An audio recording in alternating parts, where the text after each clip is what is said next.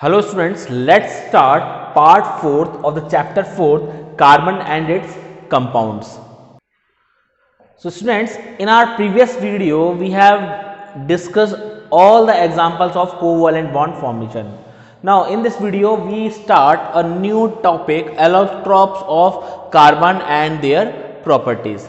Allotropy is the property by virtue of which an element exists in more than one form and each form has different physical properties but identical properties.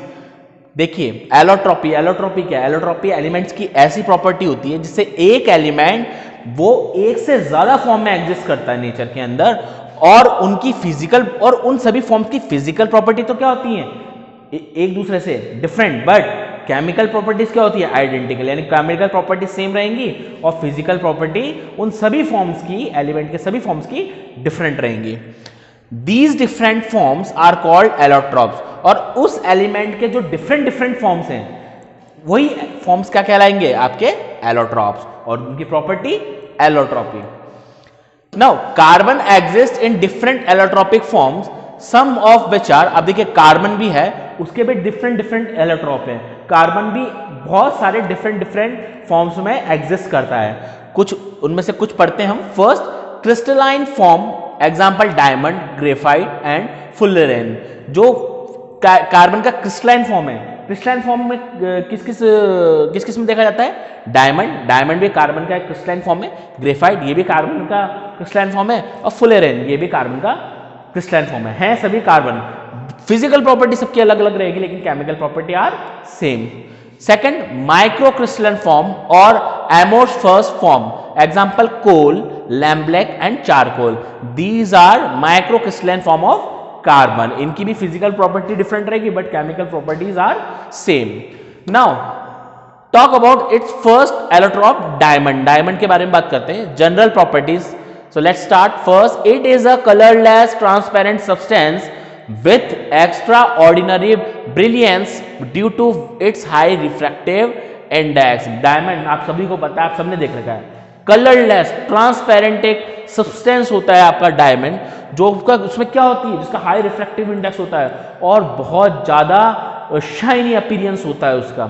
ठीक है. Second, it is a quite heavy and extremely hard. ये थोड़ा भारी होता है और बहुत hard होता है. ठीक है. हार्डेस्ट नेचुरल सब्सटेंस नोन, जो अगर हार्डेस्ट नेचुरल सब्सटेंस की बात करें तो वहां किसका जिक्र होता है? वहां डायमंड का नाम हमेशा आता है.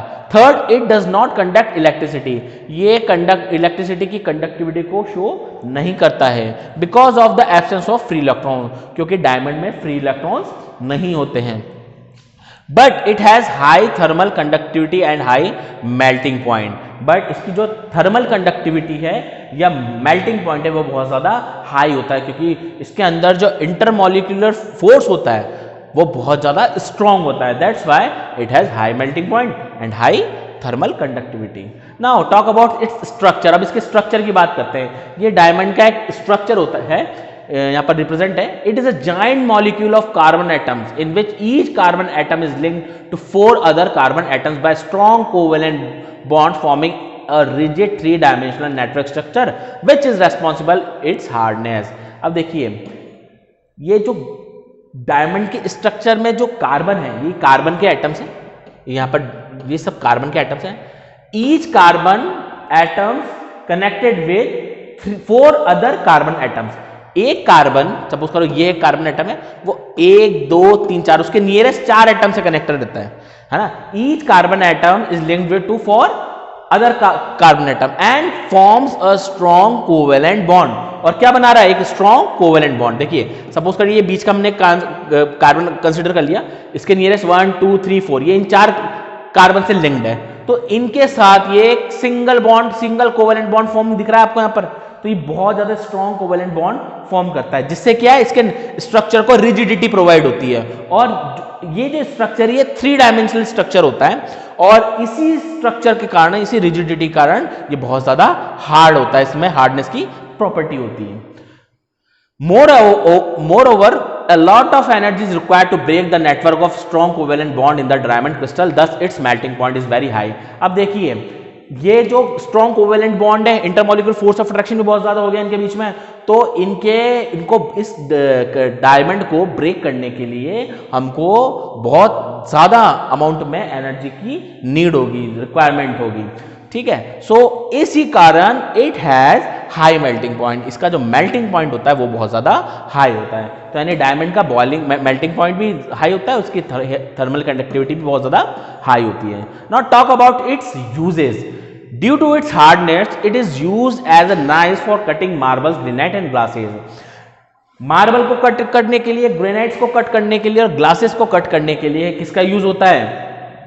डायमंड का। और क्यों होता है? क्योंकि डायमंड बहुत ज्यादा हार्ड होता है। Second, it is use for the purpose of ornaments studied as precious stone. जैसा आप सभी को पता है जो ऑर्नामेंट्स होते हैं ज्वेलरी आइटम्स में, वहां पर डायमंड का यूज होता है और ये बहुत ज्यादा महंगा होता है, कीमती होता है। एक note important, diamond can be prepared artificially by subjecting pure carbon to very high pressure and temperature. Artificially diamond कैसे प्रिपेयर करते हैं? कार्बन को कार्बन के साथ प्रिपेयर कर देता है हाई प्रेशर और हाई टेम्परेचर पे। This synthetic diamonds are small but are indistinguishable from natural diamond. देखिए ये जो सिंथेटिक डायमंड्स बनता है ये नेचुरल डायमंड से बहुत ज्यादा डिफरेंट होता है, बट साइज के अकॉर्डिंग बात करें तो स्मॉल होगा और प्रॉपर्टीज बिल्कुल डिफरेंट होगी।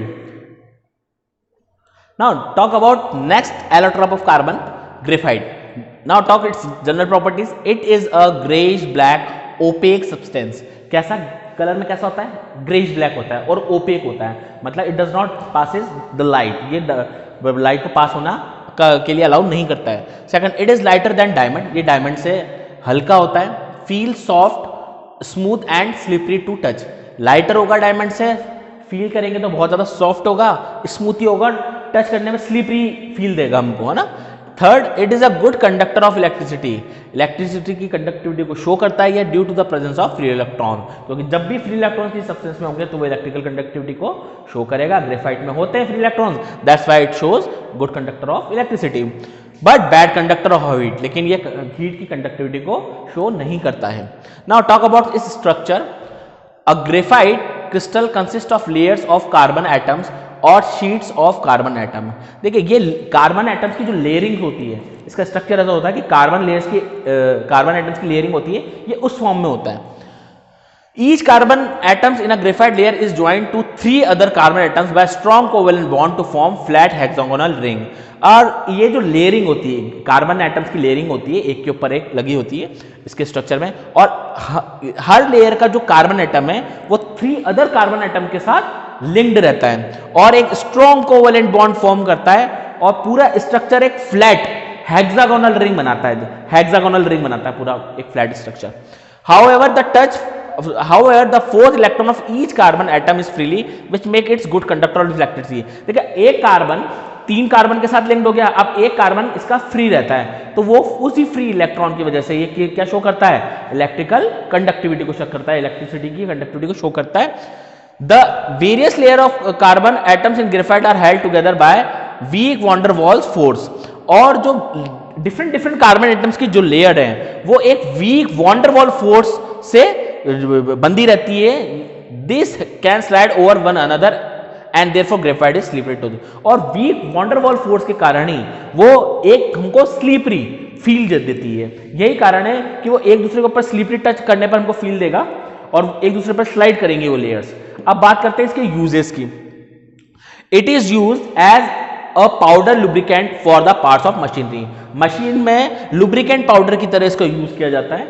Second, it is use for making electrodes of cells and lead for pencil, जो आप पेंसिल्स यूज करते हैं, पेंसिल्स की जो लीड जिसको हम हिंदी में नॉक बोलते हैं, उस लीड, वो जो लीड होती है वो भी ग्रेफाइट की बनाती होती है, और सेल्स में जो इलेक्ट्रोड्स होते हैं वो भी ग्रेफाइट के बने होते हैं। As it can mark paper black, it is therefore called black lead और plumbago, और इसलिए हम उसको ब्लैक लीड या प्लम्बैगो के नाम से भी जानते हैं। Thank you.